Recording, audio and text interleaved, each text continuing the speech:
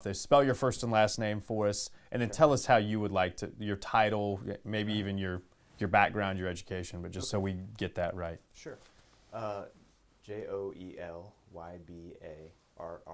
It's Joel Ybarra. Mm-hmm. And I'm a licensed clinical marriage and family therapist. Okay. And I received a master's degree from Friends University here in Wichita in 2007. Okay, very good. We're talking about scrupulosity and kind of some of the manifestations of that. And you said you deal with anxiety, which is kind of a severe form of obsessive compulsive disorder. Yeah. But can you talk just about some of the challenges with OCD and even Sure. how those kind of come out and how you start breaking those down maybe a little bit? Yeah, sure. Well, OCD is really defined by obsessions, which are continuing, persistent, intrusive thoughts that people have. More than just real life, exaggerated real life fears. Just intrusive thoughts that are really have an irrational, are irrational. And then there's also accompanying that compulsions, which are repeated behaviors that could be just mental acts like counting or prayers or something like that. And those are seen in the diagnosis as excessive or inappropriate. As far as the specific challenges with OCD, one of the challenges would be to just get the individual that you're working with to see that their fears are not rational, and get them to even challenge their own thinking, because with OCD, the anxiety, the obsessions are something that come from within your own mind, and so it's difficult for us sometimes to challenge our own thinking and to change our own thinking. So that's one of the challenges, and then it's largely driven by fear, and so to get someone to stop doing the things that they do compulsively out of their anxiety is a very difficult thing, because they believe that the compulsive acts actually keep them from experiencing something that they fear, or that you could even say they dread it. Can you talk about that? And you can just look at me. You don't even you can pretend like the camera's not even there. Yeah.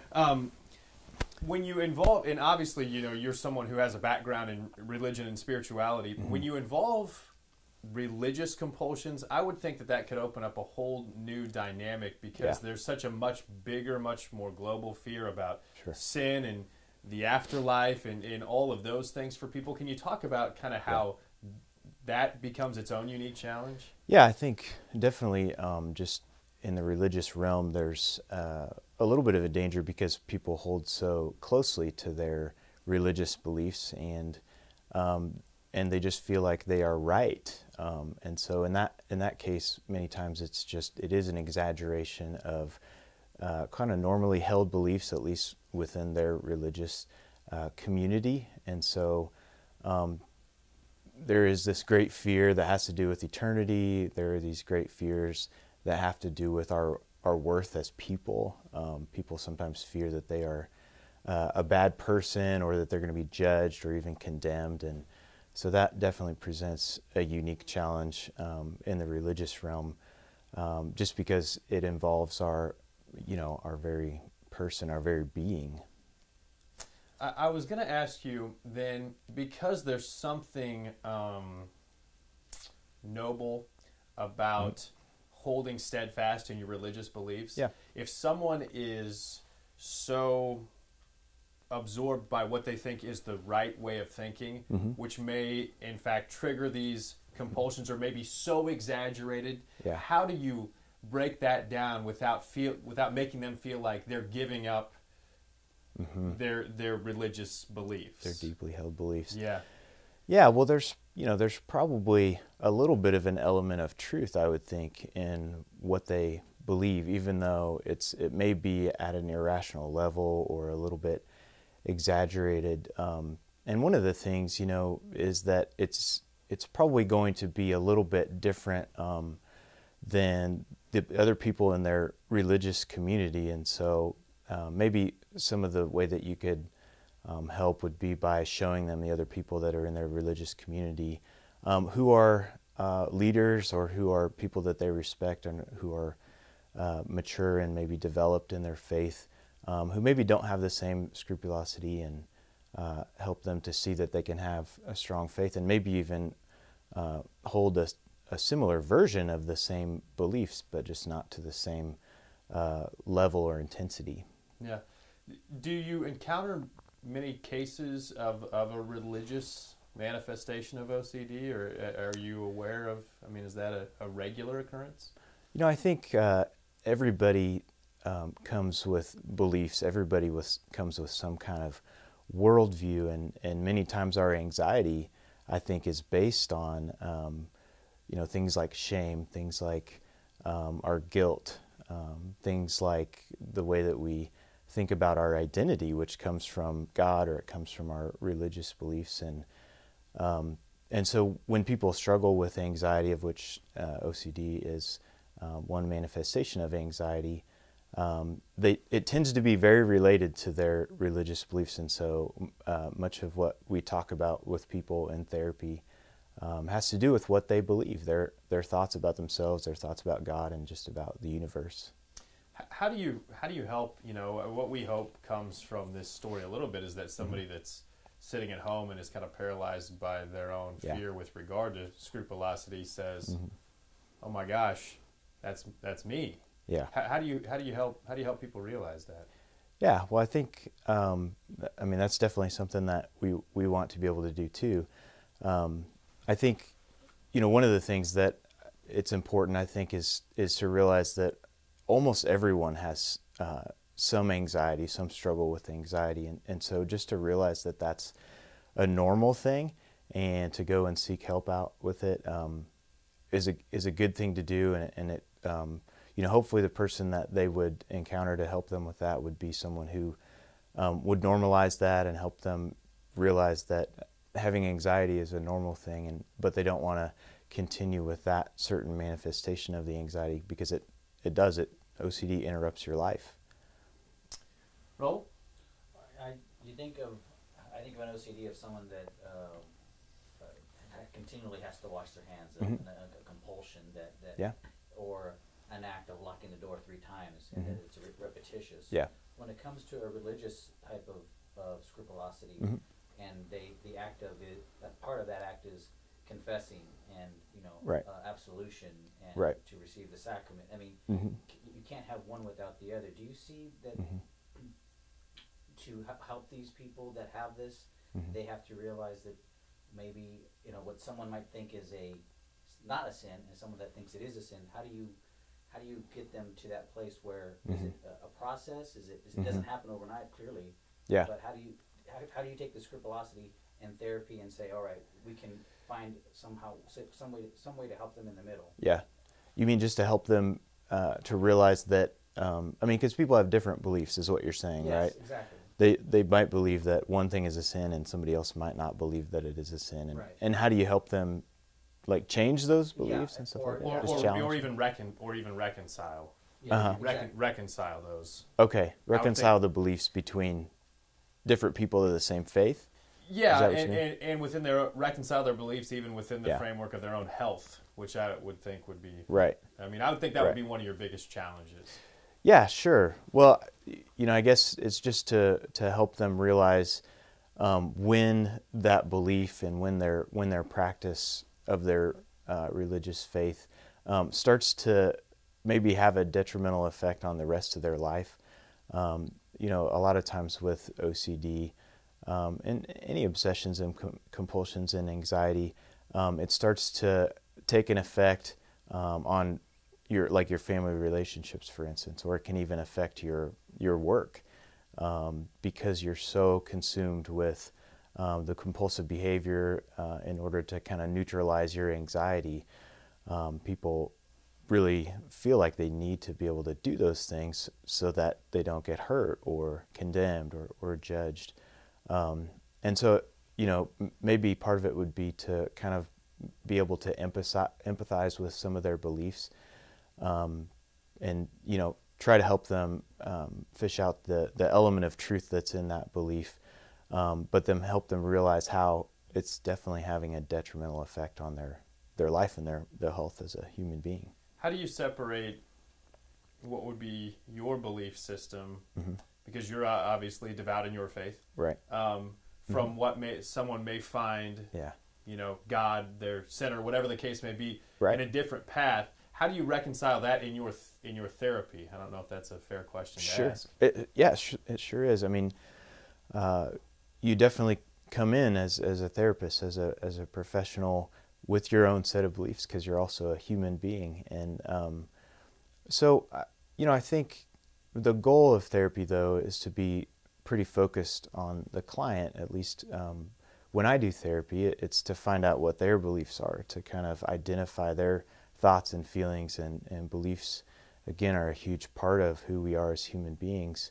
Our religious faith is a huge part of that. And I think, in a lot of ways, you have to check your own beliefs and values at the door and really be focused on who your client is and what they're trying to find. And most of us with our religious faith are trying to find some meaning. We're trying to find a sense of identity. We're trying to find a sense of peace and security in the world. And that's what we want as therapists, is to be able to help people discover that and how they can find that through their religious faith. So it's mostly just being client focused, I think. I like that answer a lot. Are there success stories? Are there people that somehow, with the help of therapy, with the help of behavior modification or medication or something, are there success stories out there? Is there hope for people that have this, whether it's scrupulosity or OCD, that there is there's light at the end of the tunnel for these people? Yeah, I believe so. I think, there's definitely help for people with anxiety disorders. A lot of that has to do with trying to help people confront the things that they're anxious about. What's done a lot of times and is very effective with OCD is exposure therapy, where people are exposed to the situation that they are trying to avoid or that they fear without doing the compulsive behavior, which they believe will help prevent that situation or event. And I believe that's successful because it helps people to take a risk.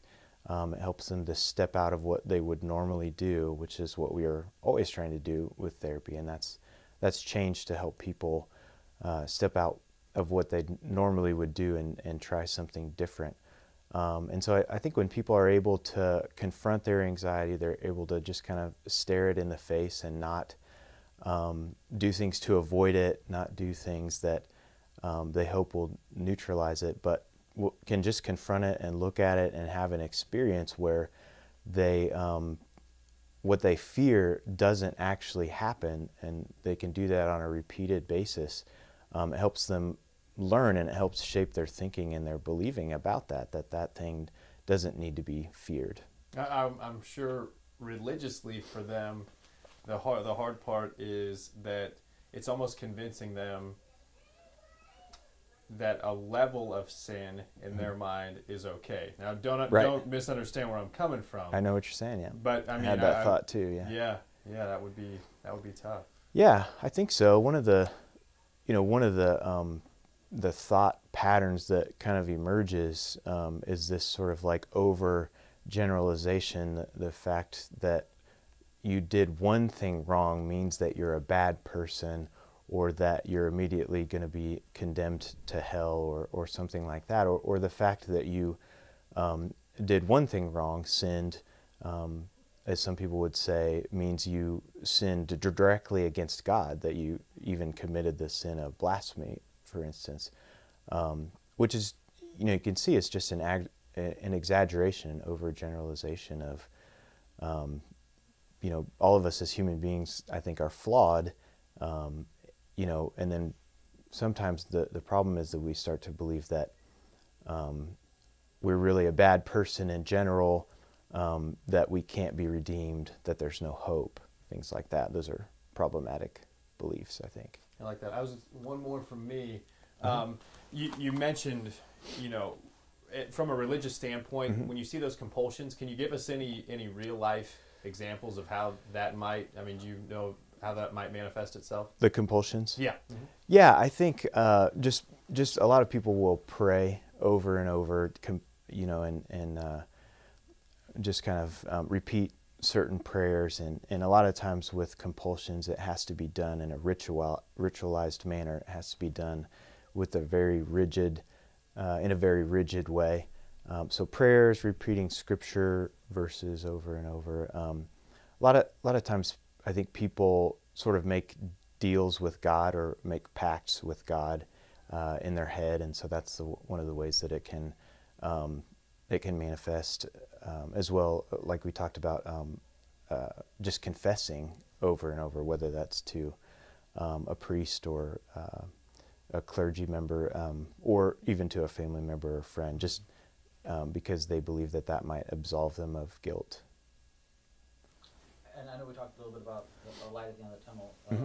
Obviously, this process doesn't happen overnight. You don't come in for one session and you expose them to their obsession. I mean, it's something that it's a long road. I mean, can you talk a little bit about how when someone realizes that they have this, they should know, or you need to tell them that this is a path, that it's a long journey. Sure.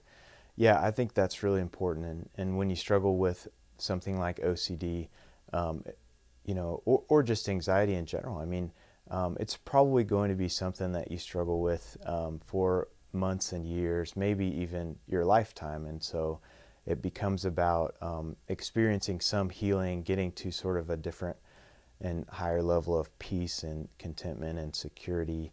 But then I think, you know, there's always going to be some level of anxiety, and it continues to need to be worked on, and that person, you know, it would be good for them to just gain support, to use mental health professionals, people in their faith community to help them, and just for them to have support and have that sense of security, and also people who can help them confront maybe problematic beliefs or things that just are not helping them in their lives. Yeah, it's kind of like addiction. It's like, it's like once you're an addict, you're always an addict. Now you find ways to deal with that and treat. You go to support groups, you know, whatever the case may be, 12 steps. But. Yeah, definitely. Yeah. It's we all definitely have struggles, and some people struggle with addiction, some people struggle with anxiety, these obsessions and compulsions, and it's good just to stay on it and you know, bring people around you who are helpful to you and supportive.